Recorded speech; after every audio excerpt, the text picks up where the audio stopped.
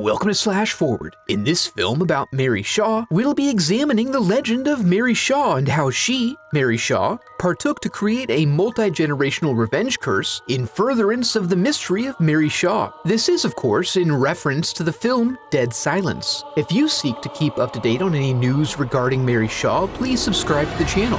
Let's get to it.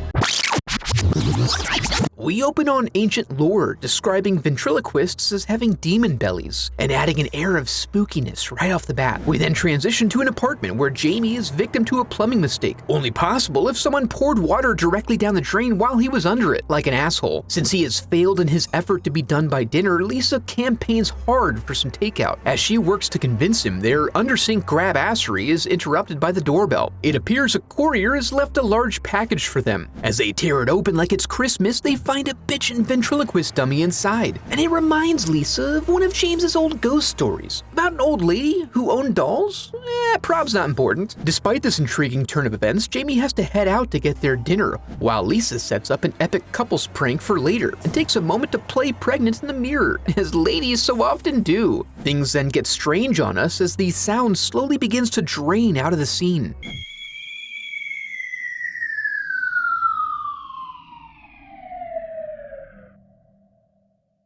Only able to hear her own breath, she senses via a mother's intuition that this strange occurrence must be the result of the doll. But it turns out to have been the sheets the whole time, and they toss her far enough to cause some significant internal bleeding and then drag her back into the room. Jamie arrives home and finds portions of the apartment out of order, like the water left on the burner, and a large quantity of blood on the floor. But Lisa calls out to him and sounds pretty normal, so he humors her by following her instructions to check out what's on the bed. Possibly expecting some sort of an epic prank, he ultimately finds out that it was she who was in the bed and not elsewhere. We catch up with Jamie again at the police station, where Detective Lipton is playing his ass like a fiddle, sarcastically making like he doesn't believe Jamie killed his wife. But with all the evidence apparently against him and no good alibi, Jamie pulls out the big guns. In the town where I'm from, a ventriloquist dummy is a bad omen. It's kind of a local legend, and some people believe that the dummy brings death to those around them. You got him! Lipton's not convinced, but is also just feeling things out right now, and he welcomes Jamie to leave of his own accord. Jamie, being a bit of a badass, hits him with a choice insult.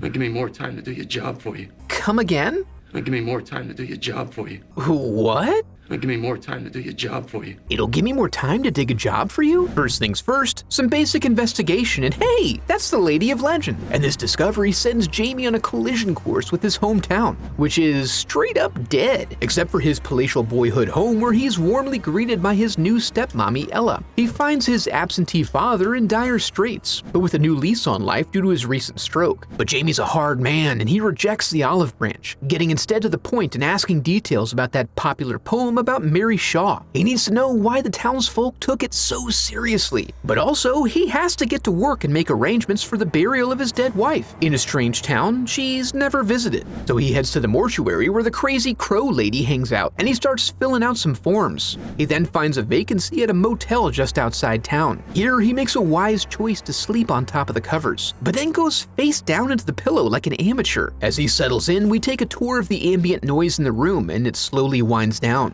Jamie is awoken and has a clear vision of Mary Shaw herself, but he comes out of it unscathed. Back at the funeral home, Henry Walker receives Lisa's body and is aghast to find clear signs of the town's curse on her face. He then finds Marion hiding out in the crawlspace, as she does, and runs her off to bed so he can get back to the task of trying to make the body presentable. Then they have a very beautiful gravesite service for Lisa, attended by Jamie and a handful of total strangers. As he unwinds with a sad walk through the woods, he is warned about the dangers of Mary Shaw. What's she talking about? You've already demonstrated that you know the whole poem, bro. As Marion wanders off, she mutters something about burying the dolls, as Jamie learns that Mary Shaw is not just legend. He grabs the doll, confirms its name is Billy, and takes him for a drive while Billy side-eyes the hell out of him. He arrives at the Misty Cemetery and finds a series of headstones with single names, marked with Mary's monogram. He digs up Billy's plot, and sure enough, the casket is empty. When the sounds around him stop, Jamie doesn't even hesitate, tossing Billy into the box and heading back to his car. He gets spooked by a shadowy figure that keeps buzzing his windows, and then has an encounter with Billy. But when he gets out to scope the sitch, there's nothing there. He jets back to his room so he can shower down, and emerges to find Billy's back, and Lipton's there as well. Unbeknownst to him, they had been engaged in sympathetic grooming together. He then presses Jamie about why he tried to bury Billy, a piece of evidence in a capital crime. Although he didn't care about the doll before, and he's putting his fingerprints all over it now, so here we learn the story of Mary Shaw again, the legend indicating that if you scream in her presence, you lose your tongue.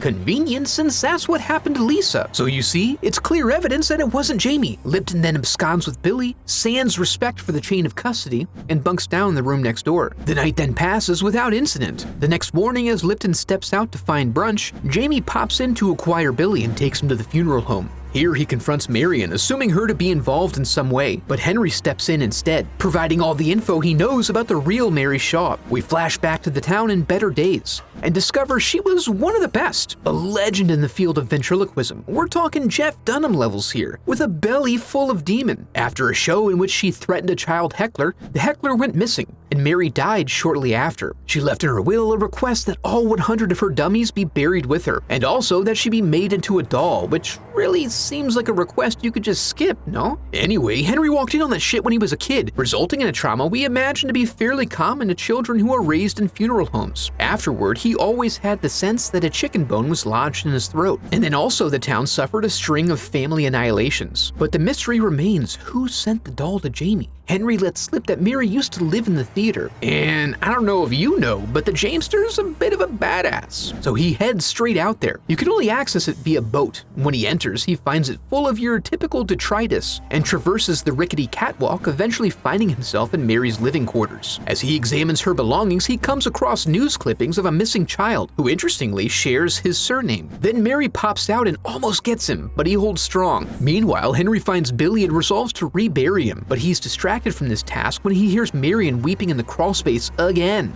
He goes in to search for her, but she's not there. When the door closes, he gets panicky, which is a bad spot to be in given the circumstances. Sure enough, he lets out a scream and we see Mary claim his tongue as her own. In this time, Jamie made it back to his father's house and demands answers in regards to the whole Mary Shaw situation. Turns out, the missing boy was Jamie's great uncle. When he went missing, they convicted Mary of his murder via mob justice, forcing her to scream and cutting out her tongue. The subsequent family murders were believed to be punishment for this sin, which is why Jamie got sent away as a boy. It was what they had to do to protect him, even if it caused irreparable psychological damage. As Jamie leaves, determined to end this, he's confronted by Lipton. He confirms he checked all the tiny caskets and found every last one of them to be empty. He's tired of these shenanigans and is now ready to arrest Jamie. But a call comes in from Henry claiming to have evidence that proves what's happening, and that he'd love to reveal it at the theater. And then the line goes dead. Too compelled to follow this lead, Jamie dips and runs, forcing Lipton to follow him to the theater. Jamie makes it across the water and enters the theater, following Henry's whispers, which guide him toward Mary's living quarters. Way more normal and reasonable than meeting him at the front door. Despite arriving well after and spending some time looking for a boat, not knowing the layout of the theater or where Jamie would be, Lipton makes it to Mary's bedroom first,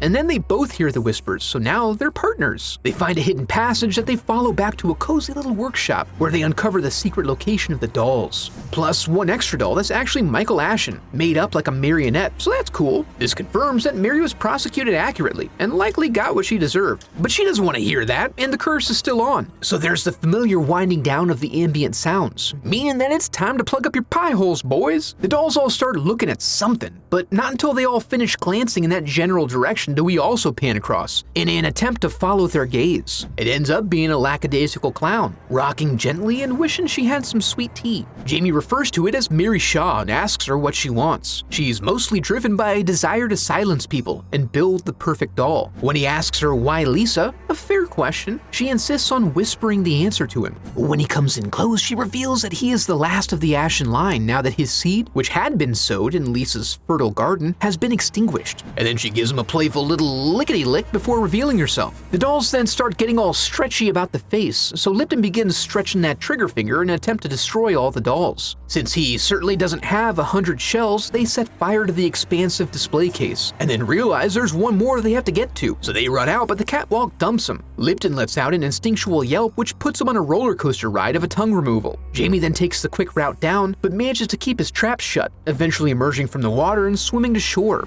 He races to the funeral home where he finds Marion weeping in the basement, again, and she claims Mr. Ashen took the doll, despite the fact that he can't walk. He arrives home and the sound goes out again, but he finds Billy and dumps him in the fire, repelling Mary and her prodigious tongue. As he goes to his father, he discovers him to have been set up like a ventriloquist dummy, and then comes to the slow realization that the events that have transpired were the machinations of Ella, Mary's perfect doll, causing Jamie to scream out in anguish and ultimately sealing his fate. I have a website set up where you can support the channel through donations or merch, and I'd like to take a moment to give a huge thanks to my donors memorialized in the Hall of Headshots.